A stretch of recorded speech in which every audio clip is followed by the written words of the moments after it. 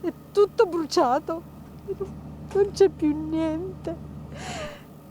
Questo hanno trovato 80 anni di vita qui, chissà cosa c'è.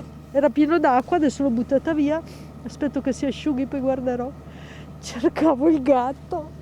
Ieri sera ho parlato con... non lo so come si spiega, perché erano molto chiusi, molto attenti. Se c'è stata una fuga di gas, perché è scoppiato qualcosa, è strano che mio papà non abbia controllato il gas. Lo faceva, lui era meticoloso, era maniaco, era molto attento. Non lo so.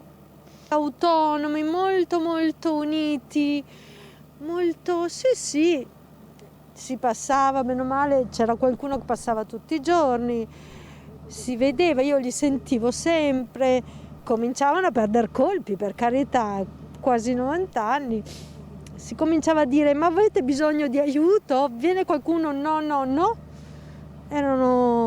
Mio papà aveva la patente, guidava ancora, andava a fare la spesa, l'ospedale li seguiva, il medico, li seguivano, erano molto seguiti, io quando potevo venivo, ma...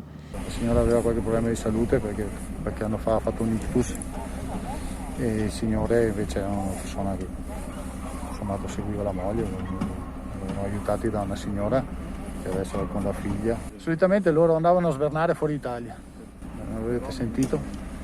Adesso con il Covid, insomma, è un paio d'anni che non facevano più questo viaggio, definiamolo così, per qualche mese fuori, andavano alle Canarie.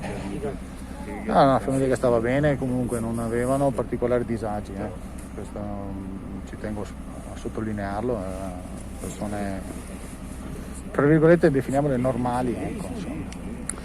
Anziani, ma ancora in salute, ancora in forza, insomma.